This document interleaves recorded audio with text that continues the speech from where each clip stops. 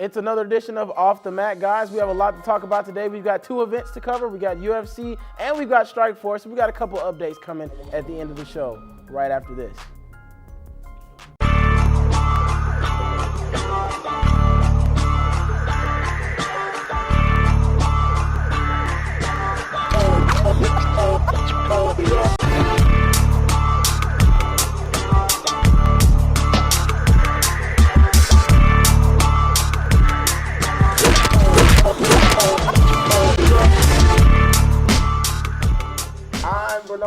That's Brett Roy, and that's John Arcuyo the Giant over there. Towering over the minions. We had a chair problem. So yes, John looks a little bit taller than the rest of us. But Looks. He's actually like 7'1", so it's okay. But anyway, guys, getting into the fights here, we're going to go right into this because we got a lot to talk about. We only got 30 minutes for you. And we're going to try and knock it out in 28. Mark my words. Court McGee versus Costa Filippo. I was pretty impressed with both of these guys. It was a nice little banger of a match. Some people were kind of bored throughout the match. They aren't real fans. Don't pay attention to them. But, yeah, it was a really good fight. Costa coming out and getting the win over Court McGee. I picked Court McGee. I hadn't seen Filippo fight yet, so I was kind of disappointed. Overall, I was kind of disappointed in my picks. Court looked very small for this weight class. Constantino, he looks a lot bigger than him. His wrestling came out, and he looked very good, impressing with his wrestling, which is something I really liked from Court McGee. I thought his wrestling was always very good, but Costa out-wrestled him very much. Well, you look at Costa, he's a great stand-up fighter, gave McGee some problems. He matched up well against him in the stand-up. He really showed his ability. Court McGee, taking nothing away from him, fought a good fight, came in, did what he wanted to do. It's just he got outmatched when it came to that stand-up game.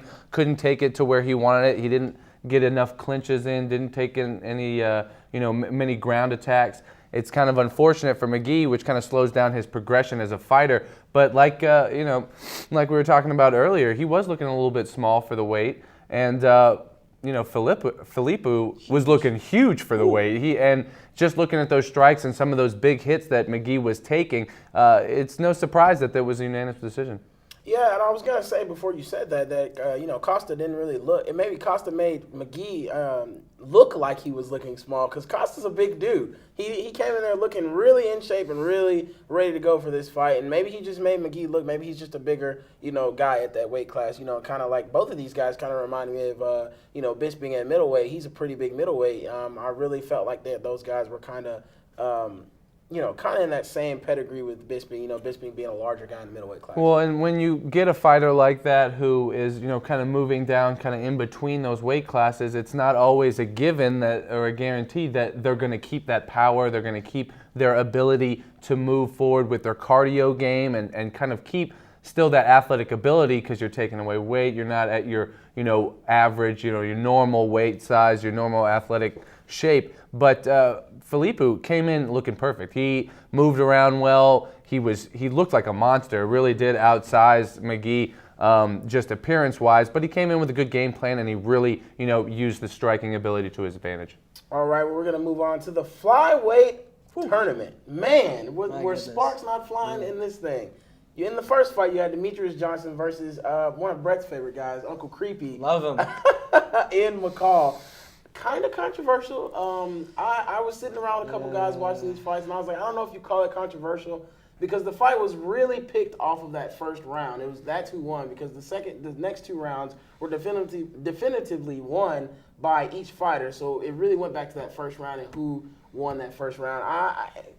Demetrius got some boos. There was a lot of boos when he won, but I really feel like that. Ian will get another chance maybe in the future. Maybe whoever wins, Ian will get another chance. He's rated number 1 in the world at flyweight, so maybe he'll get another chance. I really think that Ian McCall won this fight. I gave him the first round. It was great. 14 wins, 2 losses. But let's just say this. These flyweights are going to add some great action to the UFC card. You could say a lot of great action. I saw McCall winning this fight 29-28. I really like Uncle Creepy. I think he will win the rematch. And he won't win it easily. Tough fight. I like Uncle Creepy in the rematch, though. And I think that Demetrius Johnson, when we look at the fight, you see the last round, you see that McCall came out, is throwing, catching a lot of shots. It's entertaining. It's hard to kind of take the whole fight into, the realm of the whole fight and really see how how the fight really went, who was really gaining the advantage at what point. It was so back and forth. All we can say is that as fans, we got a great show. And like you're talking about before, Brett, this new the flyweight it's fantastic because it's guys. You see this same type of fight in the first round of a heavyweight match. By the third round, we're not getting to that. We're not gonna. It's not going 3 whole rounds of straight, athletic ability and mind-blowing speed, punches, attack. These guys are throwing everything they got at it. It was a great fight and a great weight class. Great way to start out this little tournament. And speaking of flyweights, Demetrius Johnson's opponent will be Joseph Benavidez, which is Brett's favorite to win the whole thing. I believe John and I both had Demetrius winning the whole thing. So we both kind of get to see those two guys fight each other. Now we really get to see who is the best guy at flyweight in the UFC to fight for this belt in this tournament. I believe actually the UFC is doing a tiebreaker matchup between Demetrius and Ian McCall. They're actually one more fight. So that is true. They did say that they were gonna go back and I like Ian McCall to win the fight, and I might actually like Ian McCall in the 125-pound fight. He's so good. I really think I love his wrestling. His wrestling has improved so much since his first day back in WNC. Remember, he fought Dominic Cruz, and he gave Dominic Cruz a 3-round war. I really like Ian McCall, a beautiful boxing, but Joseph Benavidez. What was wrong with that performance? Absolutely nothing. Flawless performance, great wrestling, great jiu-jitsu, and he has some power now. It looks like his power has really been well in the 125-pound division. Great power in his hands. Joseph Benavidez, one of the top flyweights in the world today. And you can see right there, Benavidez almost won at the end of the first round. What a beautiful hook right there! My goodness. Almost got submitted at the end of that first round, and it was pretty much over about 11 seconds into the next round. Beautiful Picture perfect. And John, kind of going back to the rematch that's going to happen, I believe they said it was a mistake on the scorecards that they did not catch until after the event was over. And just kind of go through what kind of things you think are going to happen in that fight in the rematch. Well, now the two fighters have felt each other out. They know that it's going to be just a constant attack on both sides. A way to prepare for that is just distance training, finding a way to stay away from those strikes, counter the attacks. McCall is someone who presses and presses and presses, and you saw that Demetrius Johnson is a very athletic guy, but he is a counterattack fighter. He is someone who's going to kind of bring you in and then try and work with that. So I think that to improve that game plan even further and try and work on his takedown ability, kind of stump McCall's ability to kind of get in his face and attack and slow that down, I think that would give him an advantage. But like, all of us want to see, it's going to be fireworks, and that's exactly what the UFC needs. Yeah, definitely, guys. Going into break, when we get back, we're going to talk Thiago Alves versus Martin Kampmann. Great show by the flyweights. We tip our hats to you guys. Great show you guys put on. Can't wait to see that rematch. When we come back, we're going to talk, like I said, Thiago Alves versus Martin Kampmann, and we're going to get into some Strikeforce, Tate versus Rousey. You're watching Off the Mat. Powerful force. But sometimes looks can be deceiving.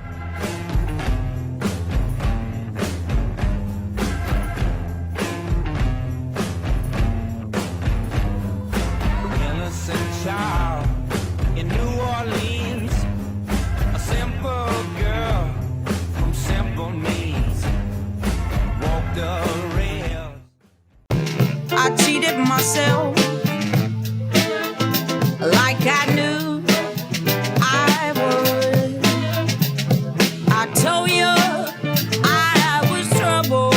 Welcome back to Off the Mat. That's Brett Roy. That's John Arcuyo. I'm Bernard Oliver. Let's get back into some fights. Thiago Alves versus Martin Kampmann. Super duper pissed me off because Thiago Alves had this fight won, and the guy goes for a submission at the end of the fight and gets choked out tackling Martin Kampmann.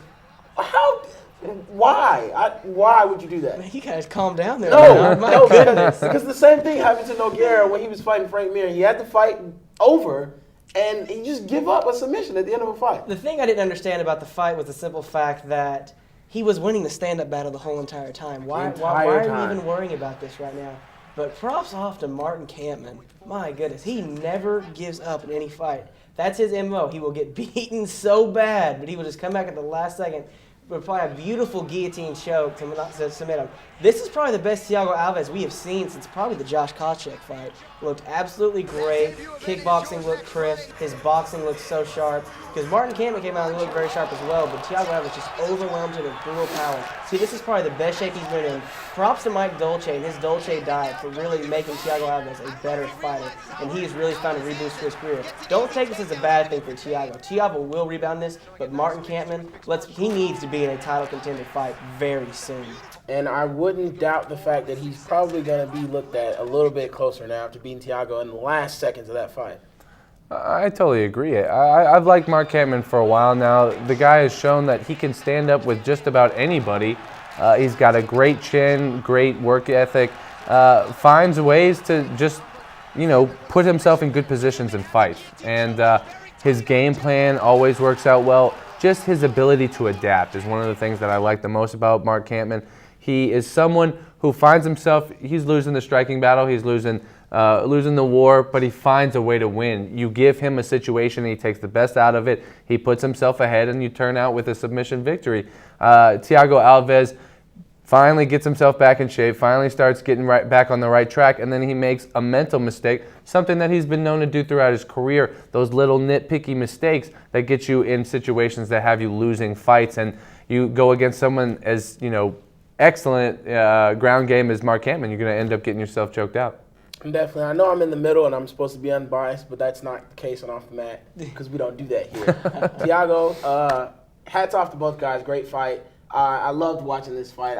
Until he got choked out at the end. But I like Mark Kampmann too. Mark Kampmann is a great fighter, and can't wait to see these guys in the future. I don't know who Thiago's going to fight next, but I cannot wait to Diego see him. Sanchez, anybody? I want to say that I saw that his next fight has already been scheduled, but I was like, I think that's a mistake. On whatever website I was looking at, I think that's a mistake because he just fought yesterday. Yeah. So, but anyway, guys, moving on. Leaving UFC. Moving on to Strikeforce. The minors. First, the minors. We don't really think you guys are the minors. Don't come here, please.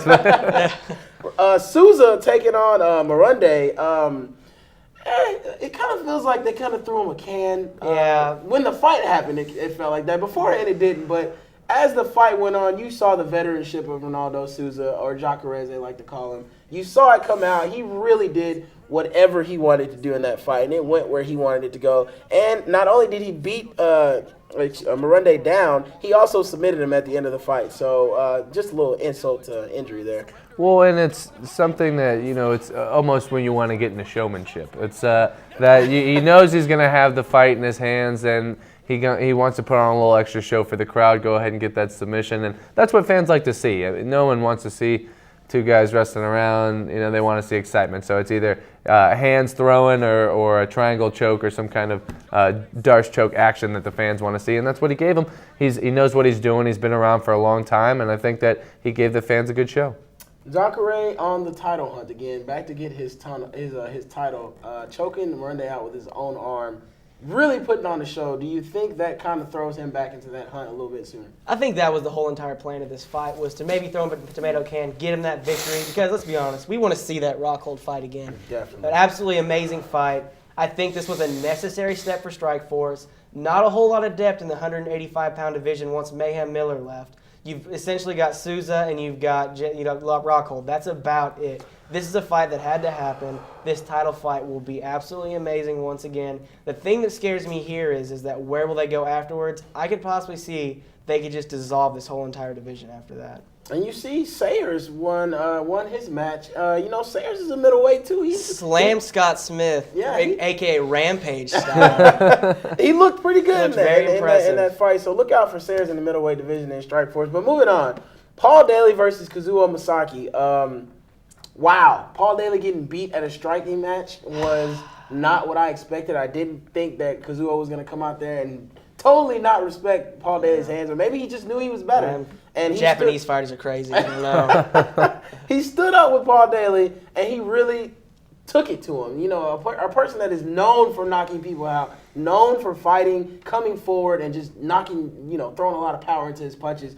Didn't throw a lot of punches, didn't throw many kicks, didn't throw a lot of strikes. Got on the ground and laid on top of Kazuo until Masaki got up. At the end of the fight, he showed some Paul Daly. There was a glint of Paul Daly there. He elbowed Masaki, instantly opened up his head. I thought the guy was going to bleed to death in the middle of the ring. I mean, it's very disappointing to see out of this Paul Daly because he's so inconsistent. That's the thing that's plagued his career forever. But props, very big props to Miyazaki. I mean, the only person to ever really outstrike Paul Daly has been Nick Diaz. Yes. That's a very big deal, I think. Maybe get him a fight against someone like Tyron Woodley. I think this is someone you can really test Woodley, see if he can actually beat a good guy. Because honestly, Miyazaki looked very impressive against Paul Daly. Paul Daly is no chump. But the thing that scared me was I don't think he was in the greatest shape. I think that's why he was scared to overthrow things because he get tired very quickly. But big win for Miyazaki, though, impressive. There was a lot on Daly's mind. Of course, a lot of people have been talking about him. Maybe he was going to come back to the UFC after this match. Loses this match. Now we kind of don't know where he might be headed. Well, as we've seen recently with several fighters, it seems to be there's just this lack of motivation. You look at a fight that we just recently talked about with Rampage, going against Ryan Bader. The talks of being in the best shape of his life, I've heard similar things about Daly, that he was really ready to get into this fight, ready to get back on track and really make an argument for moving himself back into the big leagues with the UFC and getting back on track on being one of the talked about fighters in that division. But he comes out here, I don't think he respected his opponent enough and came out and got outworked. And with the UFC, mixed martial arts, it's evident when you see that someone doesn't want it, if they don't want to work for it or if they're not prepared to go in the ring and give it everything they've got. You've got to be willing to give it, all of it. You've got to be willing to die in that ring to come out on top. And if you're not prepared to be in that kind of mind state, it really can affect your chances. And I think Daly had a little slip along with some of the other fighters, that are up there a little bit older, had long careers, good careers.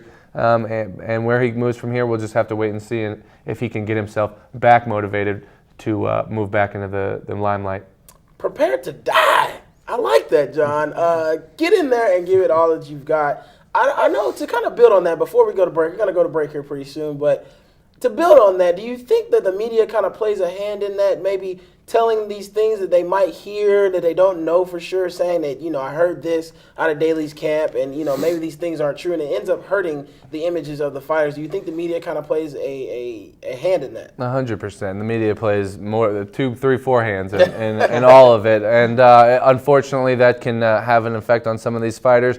But it's the great fighters that rise above that and that push through all the talk and they walk the walk. That's exactly it. I couldn't put it in a better way myself. When we come back, guys, we're going to get into a little KJ News and Josh Thompson, disappointing fight for me, and the Women's Bantamweight Championship, monumental fight for women's MMA. When we come back, you're watching Off the Mat. Tate comes out swinging. Miesha Tate with the first strike. And the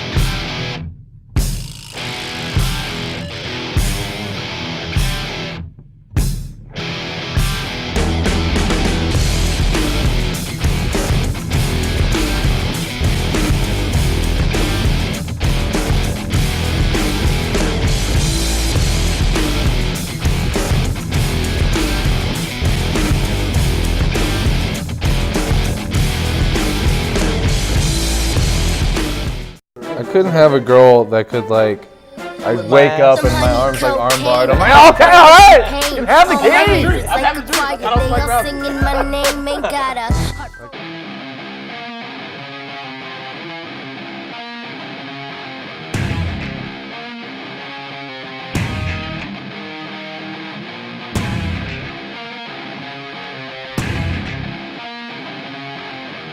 Wouldn't be surprised to see if he's got one more in him. He tested Matt Hughes' chin, and Matt Hughes failed. If he gets this fight to the ground, it's no contest.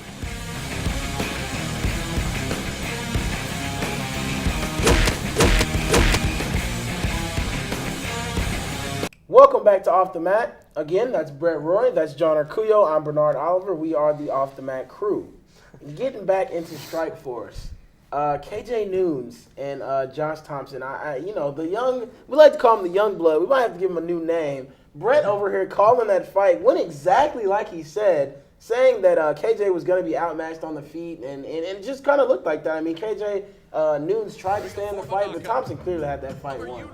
Thompson just out-wrestled him, did everything better than him. The Punk came back to his old form. We've been waiting for this Punk, not the Punk, not just Punk, I'm calling him Punk, it's his nickname, get that straight. But he came back to his old form, great wrestler, great striking. The guy that beat Gilbert Melendez the first time, not the one that got destroyed the second time. He's looked very good, very polished. And KJ Nunes, Teammates kick. Look at this. Switch kick to the chin. Taste my toes. How we doing today? Nice kick. You know, Josh is very deceptive with those. He moves his hips nicely. He fakes kicks. And when he wanted this takedown, he stayed on it, lifting the leg, dragging it down, added a hook. Ended up where he wanted to be, right in that guard position. And did a good job keeping Nunes down. Nunes is always a good boxer, but even still, Thompson had a good enough boxing to get inside and take him down and do what he wanted to do with him on the ground. No, I totally agree. And like Brett was saying, you got to be all around. You know, you've got to have an ability in every aspect of mixed martial arts, or else you're going to be exploited. And that's just how the world of MMA works. KJ Nunes, he's not dissipating. He's not going away. This guy's still got tremendous talent, and will still be, you know, a name that we're going to follow. But like you said, that Melendez fight, it sounds good. It sounds, you know, something that Strikeforce needs to kind of keep themselves even relevant. I know that we joke around that they're a minor league, but they're still very talented fighters, a great level of prospects. And I think that this Melendez fight with Thompson, I think it's just what Strikeforce needs to say, hey, you know what, we're still around. We're not the ECW of the mixed martial arts world. Yeah. Speaking of lightweights, by the way, shout out to Ryan Couture, Randy's son. Big win for him over Connor Hune, a proven lightweight veteran in Strikeforce. Came out and did work. 3rd round victory, big win for him. Brett is definitely fitting in the Germany seat, isn't he? That's right. Real quick. Real quick. Just let me get one.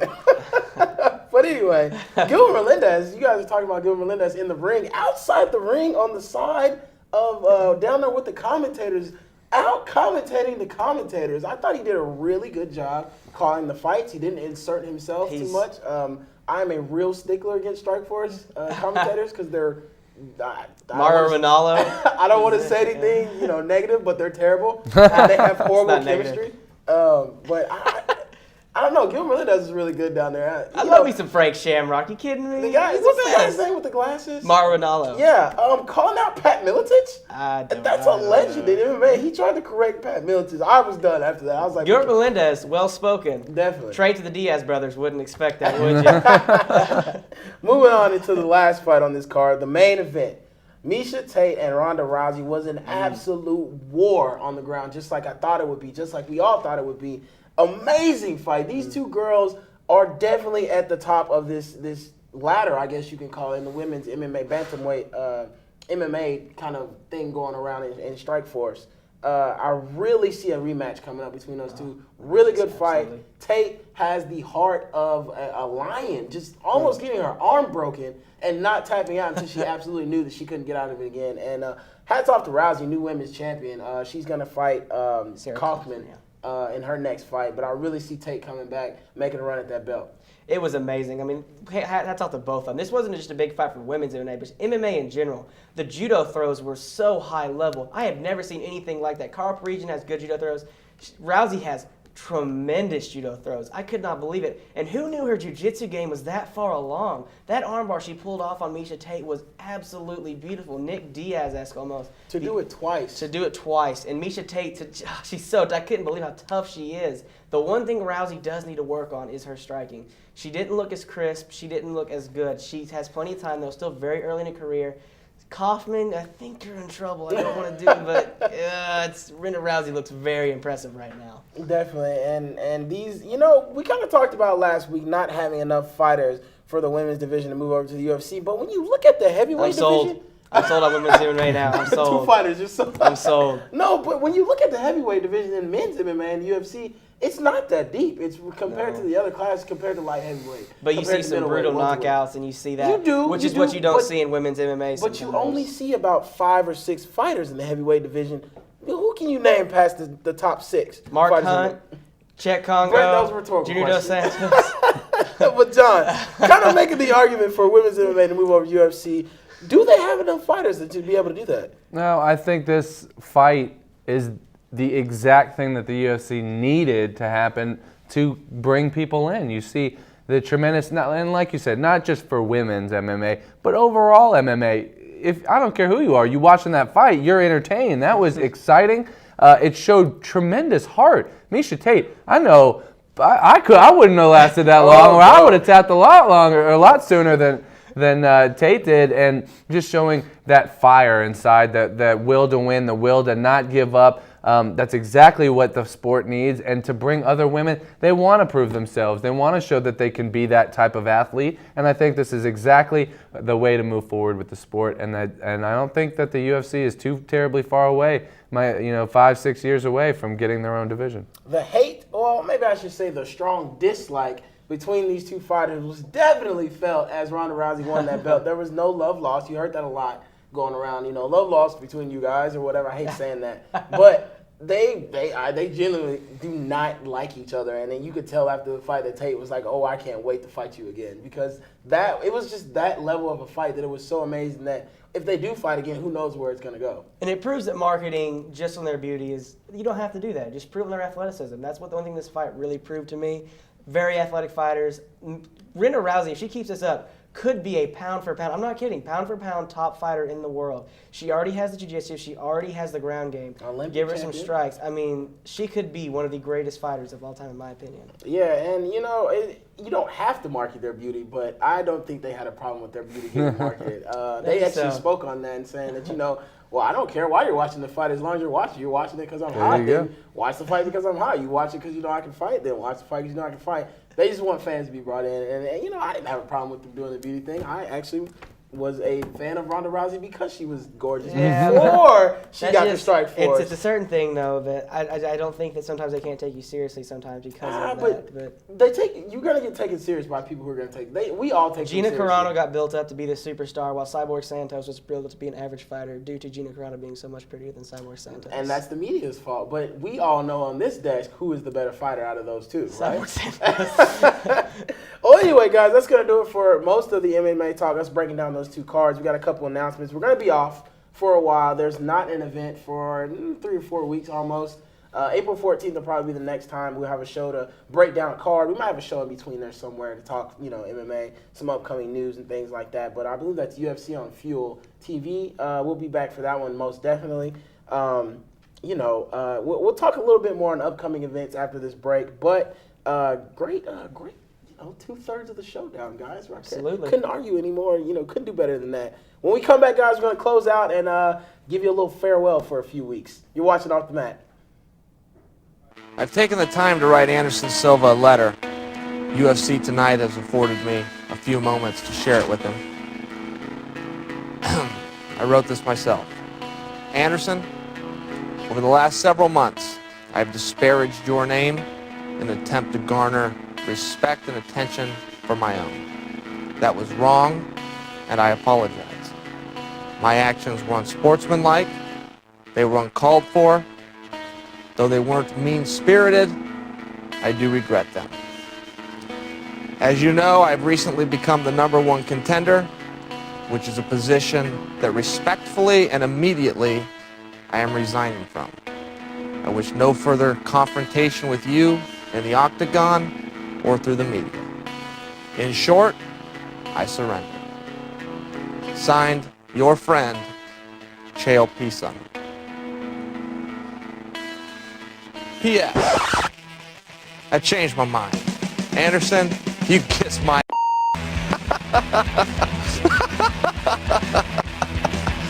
include the obnoxious laugh. Chael Sonnen in, I would say rare form, but that's usually how Chael Sonnen does. That's him on a Tuesday. That's to be expected. Oh, man. Shout out to UFC on, Fuel TV, Fox, all those guys out there for that footage. Man, Chael, he had me going. Because I didn't look at, all I saw was on Twitter, I saw Chael apologizes. And I was like, what? No and I go, way. I go no watch chance. It, and that corny side angle comes up, and I'm like, really? Is he serious right now, or is this funny?